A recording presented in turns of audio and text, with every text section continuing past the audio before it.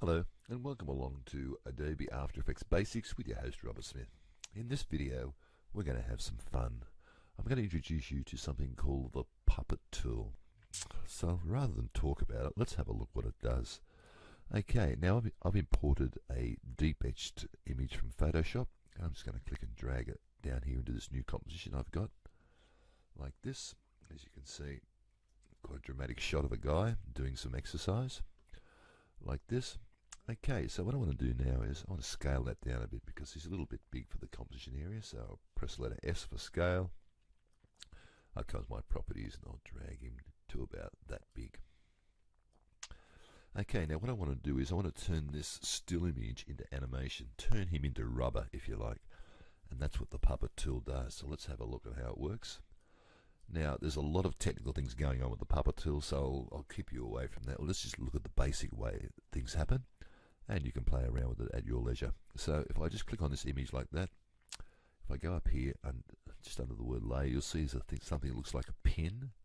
So if I click on that, that's the Puppet tool there like this. As soon as I click on that, you'll notice I get a whole lot of options over here, like, for example, mesh and things like that. And what happens if I turn the mesh, click that on show, and then click, say, down here like this, all of a sudden it gets this pretty technical looking mesh and quite frightening really. I could never really understand that, so I'll just turn that off. Okay, now what I'm doing is I'm just putting pins. Think of them as pins like this. So I'm just going to click another pin there like that, and another pin here like this. Now this is the crux of using the Puppet tool. You should base something or just establish a point from where everything's going to animate from. So that's why I want this to stay there and do nothing. That's why I put those 3 pins here like that.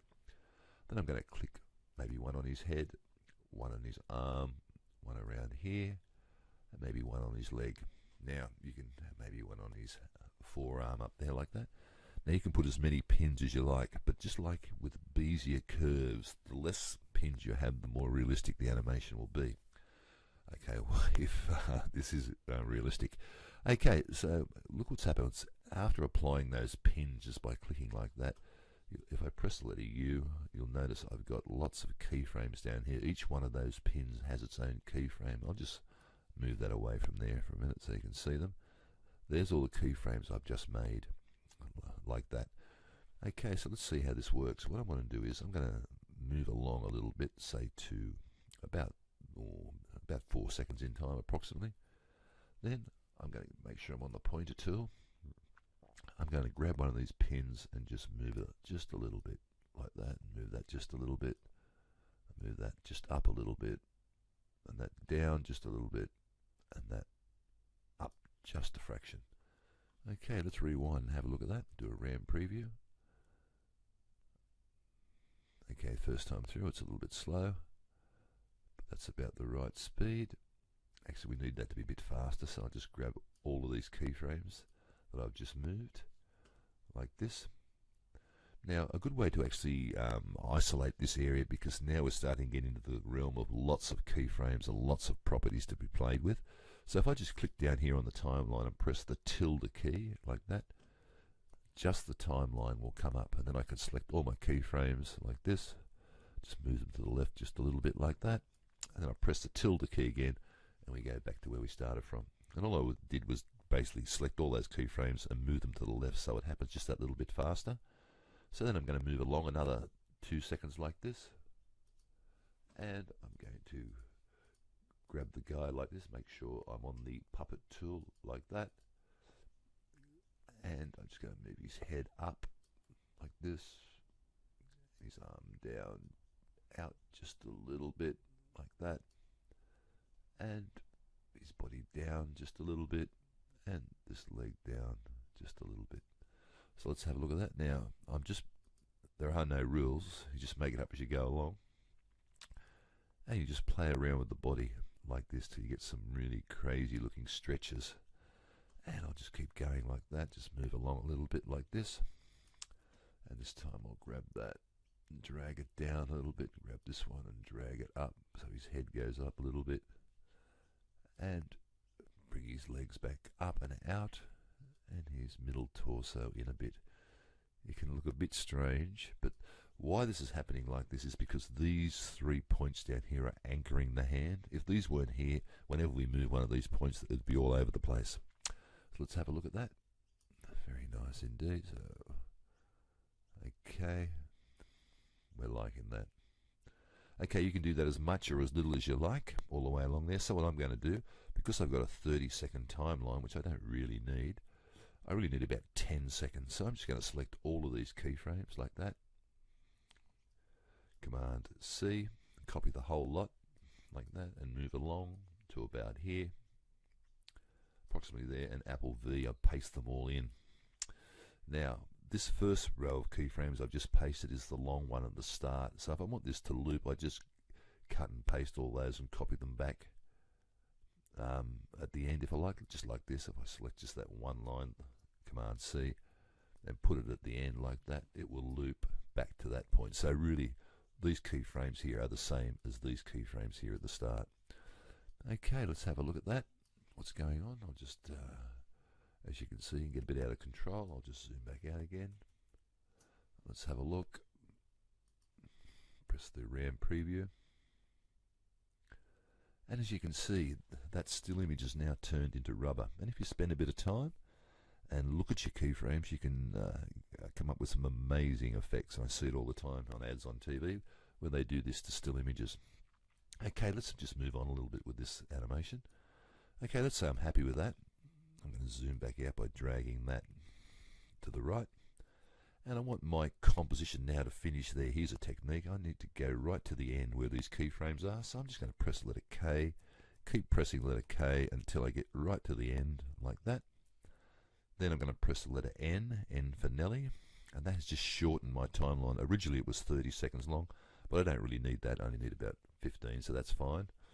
Now I want to trim this comp so this grey area takes up the whole timeline rather than having this dark space here. To do that, I'm going to hold the Control key down and select Trim Comp to Work Area, just like that. And now the timeline's only 15 seconds long and he's animating all the time.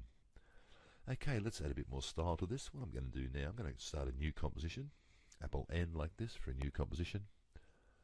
And I'm going to make this, make it about 20 seconds long. Okay, we can always change that.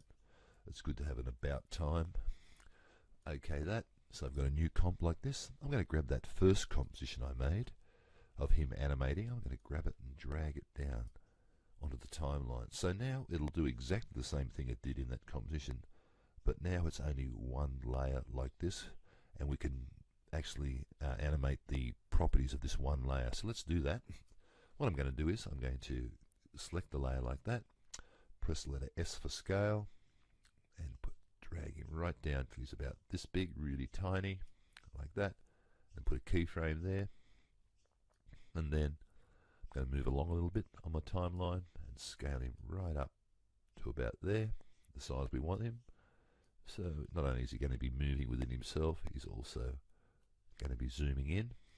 And let's rotate him a bit too. So if I select that layer, press letter R for rotation, put a keyframe, and move to where he's just about there, and put in, say, 2 rotations. Now we've done this before, so now he's rotating in like that.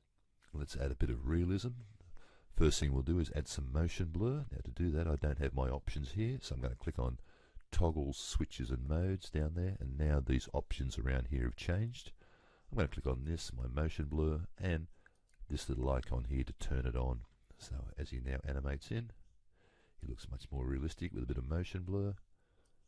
And I'm going to select these 2 keyframes and add a bit of ease animation, keyframe assistant, easy ease like this, and that'll slow him down as he comes to 100%. So let's rewind that, let's watch that. As you can see, it's a bit slower once the blur's been put on. That really gives the computer something to think about. And now he's back where he started doing that. So let's just watch that. And he comes like that. Now I think that should happen a bit quicker than that. So I'm going to press the letter U to see my keyframes on this layer. I'm going to drag both, select those layers and just drag them to the left a bit like that. So now it'll come on a lot quicker. Let's have a look at that. Very nice indeed. So as you can see, I started off with a simple still image. I then applied the puppet tool inside one composition, and then I dragged that composition into another composition and just animated it as a whole using the transform functions of scale and rotation. So as you can see, you can get some really, really strange and amazing results using the puppet tool, and I would suggest you look further. There's a lot more to it. It can be very, very technical, but for quick, simple animations like this, it's fantastic. Okay, thanks for watching.